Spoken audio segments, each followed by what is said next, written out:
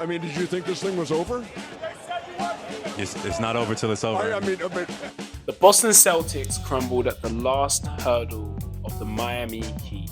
My name is Rotimi and I love talking about basketball. I love basketball and I hope one day you can share that same love for basketball as I. This video will be an overview of the Boston Celtics Miami Heat Eastern Conference Finals series. Now, we had a hell of a series here. So this series proved to be more than eventful. Miami Heat team that won the first 3 games and the Boston Celtics team that came back from losing those 3 games and led up to a game 7. Starting with game 1, Miami Heat and Boston were looking at like equal teams. However, the Miami Heat took the win with a big third quarter, 46 points. And that involved Max Strus with 13 points out of his 15 in the entire game and Jimmy Butler doing Jimmy Butler. Then we had game 2. Game 2 also home at the Celtics. The Celtics had poor shooting, the role players didn't show up, and they lost that game in the 4th quarter. Tatum and Brown not showing up to be who they said they were going to be. Now just think about it. At this point they've lost 2 home games. Miami have gone 2 games up. They definitely got to steal back the away games at the Heat. Now, Game 3 was a very interesting game. The Miami Heat put themselves up by 3 games. This was all through the role players. We're talking about Caleb Martin, who had 18 points. We're talking about Gabe Vincent, that had 29 points, and Duncan Robinson, who had 22. Butler and Bam Adebayo were in the top 5, and they weren't 1, 2, or 3. What exactly happened out there? I just didn't have him ready to play. The Boston Celtics actually were pulled out in the 4th quarter. Joe Mazzulla actually did not believe in his team, and neither did his team believe in themselves that they could come back from such a huge deficit. At this point, the Heat are up by 3 games. No one has ever come back from a 3-0 deficit. Boston were determined to do it. Only 3 teams have forced a game 7. Boston Celtics were trying to be the 4th team, and they were trying to win it, which no other team had done. Well, game 4 was a completely different tone. Jayson Tatum came out. He was scoring like a beast. In the 3rd quarter, there was a battle between him and Jimmy Butler. Jayson Tatum had 14 points. Jimmy Butler had 15 points. But going into the 4th quarter, it was about the Celtics supporting cast showing up. They would take that game, spurring a comeback on 3-1. Game 5, Celtics showed up again with 35 points in the 1st quarter, leading the game throughout the game. Then you had 4 other Celtic starters in 20 plus points. This is where they gave themselves a good edge over the Miami Heat, and it was theirs to lose. And they didn't lose a team that was shooting poorly throughout the whole series, but in this game specifically, they were 40% from the 3-point line, which brought them back to 3-2. Game 6 went down to the wire. Jimmy Butler hitting clutch shots, Bam Adebayo being clutch of the defensive end, but then Derek White had a putback in the last second of the game to win that game for the Boston Celtics, and they now became the 4th team to come back from a 3-0 deficit and push it to Game 7. Game 7, the Celtics didn't show up. Miami Heat remained strong and played tough throughout the whole series, but it was really the Celtics. Tatum rolled his ankle in the 1st quarter. Jaylen Brown didn't come out to play. Derek White had an amazing performance anyway, and despite having home court, the Celtics supporting cast couldn't show up. Caleb Martin also had a great game for the Miami Heat, which also put them over the edge, and they would take that Game 7, making their way to the NBA Finals. Series story was all about how the Boston Celtics could not hit a shot. We're talking about one of the best 3-point shooting teams in the league, who couldn't hit a lick. And then you have the Miami Heat. They were the 27th most efficient team in the league when it came to 3-point shooting shots. There were only 3 teams worse than them in the league. However, in this whole playoffs, they've been number 1, shooting at a clip of 39%. This was going to be a battle, and the only way that Boston really had a chance is if they outshot Miami, and Miami outshot them the whole series. What do I have to say about Tatum? I think Tatum didn't have a great game at all. We're talking about someone that I consider now to be still in his infancy of his superstardom. After his Game 7 performance at the 76ers with 54 points, he couldn't repeat anything this series. This series, they had him on lock. It was going to be difficult. Regular season, he shot 35% from 3. This series, he shot 23% from 3. He averaged 25, 10, and 5, and on face value, that's amazing. And however, we're talking about someone that needs to learn how to swing moments in the game. It's almost like he can't create the momentum or destroy momentum when it comes into the game. He needs to figure that out, and it shows you how he's not quite there yet. And I think when we look at it, it's quite sad that he doesn't get to the NBA Finals for a chance to win an NBA championship. But I'd rather see Tatum there, be ready, than have someone else carry him to that. When it came to Jaylen Brown averaged 19 points per game on 19% from three. Now, he's the second star for the Boston Celtics, and he couldn't show up as well. He was inefficient from the field, continues to still be aggressive. Now, I guess that's what you want to see at the end of the day, but I think they had to find another method. I think Joe Mazzulla didn't quite know what to do with this team. Anytime I saw a press conference, he looked extremely focused in that 3-0 comeback. But I do remember, after Game 6, he looked a bit too overjoyed. Like, it's almost like the achievement was to force the Game 7. The achievement wasn't to get through to the next series. And I think that did stunt their growth. It might have been partly the mentality that they all shared. But at the end of the day, Jaylen Brown is the second option, but he wasn't enough.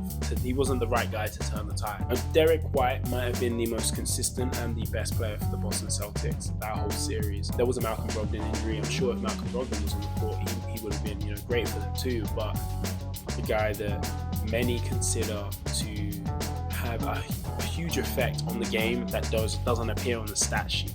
He shot 48% from free. He had a clutch moment in Game 6, and he played defense like his life depended on it. I think the Boston Celtics looked like lackluster in defense. They were just letting things go. You could watch the highlights. You can even watch the game, and when you watch the game, you see it all. It felt like Miami were just getting whatever they wanted. Grant Williams, he played amazing defense, but at the end of the day, Jimmy Butler is just better than him. There's nothing he can do. He started chirping too. I expected a bit more from the Boston Celtics, I'll be honest. Al Horford, we can't ask him to be the scorer, but we can ask you to play defense, and you just weren't doing a good enough job. I guess Robert Williams wasn't someone that they could really stick in the lineup if Miami were going small ball. Let's talk about Marcus Smart. Marcus Smart won Defensive Player of the Year last year. I don't understand how that guy won Defensive Player of the Year, I'll be honest. Now, he's a great defender, but I think to win it, it's a different story. To win it, you have to be able to guard 1 through 5. And if Marcus Smart is the defender that everyone considers him to be, then he should have been on Jimmy Butler's shutdown, or he should have been on Caleb Martin's shutdown. But no one was on Caleb Martin's shutdown. Caleb Martin was having his own this series, switching to the Miami Heat. Jimmy Butler, consistent as always. He locked everyone up. He averaged 2 points, 6 steals a game. He averaged 24 points, 8 rebounds, 6 assists.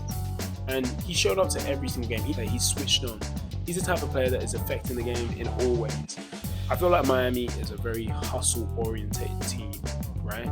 And so it starts with him and it trickles down to the rest. And that's what you could see from every single one of those players. Even down to lackluster defensive Duncan Robinson. He was showing up as well. Because at the end of the day, it's about everyone just playing their part in the team. And they follow Jimmy's lead. They leave Jimmy to do whatever he needs to do in the fourth or the third quarter to keep them in the game. And I think they all respect that because he shares the rock as well. He's a willing passer because it turns up to the playoffs, and this guy he's a different beast. But are you a different animal and the same beast? I tell you what, everyone falls for his pump fake.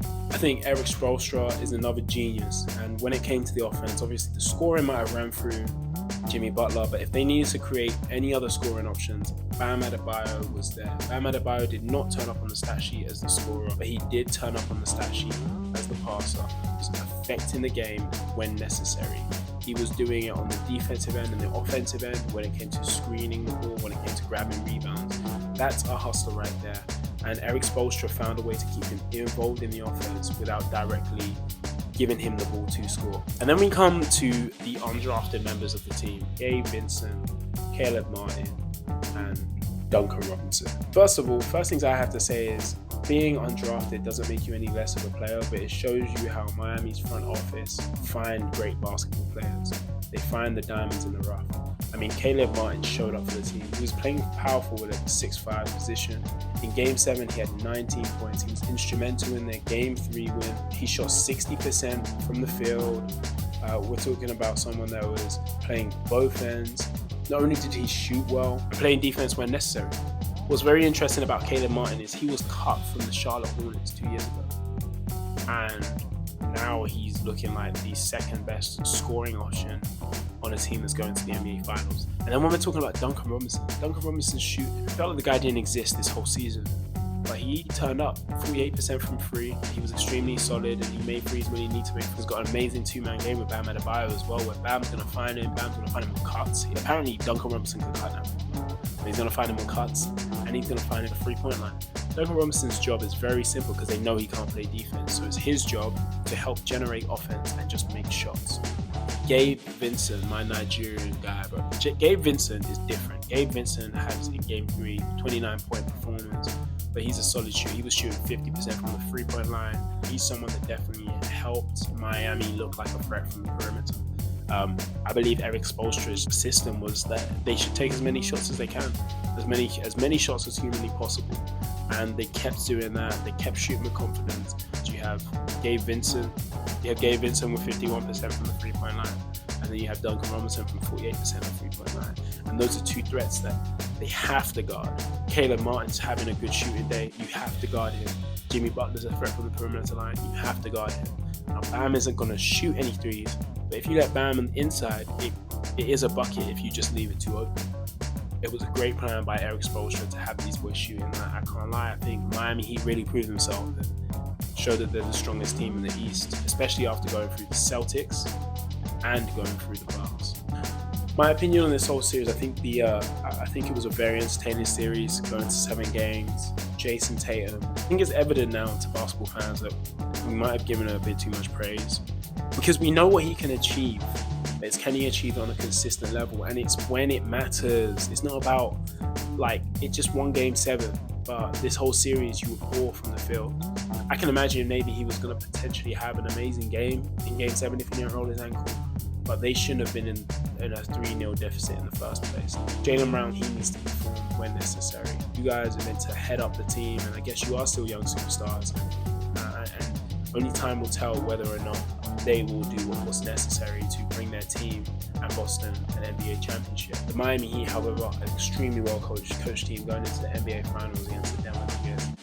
I'm really interested to see what that is. My prediction now is actually Denver in 6, and I think Denver will definitely win the NBA championship with Jokic. However, it's going to be a chess match really between Nikola Jokic and Eric Spoelstra, because what can Eric Spoelstra do to utilize Jimmy Butler, Bam Adebayo, and his undersized team to win an NBA championship? Also, Tyler Hero is apparently meant to be back game 3. I do want to hear all of your predictions in the comments down below. Please like and subscribe, and until next time.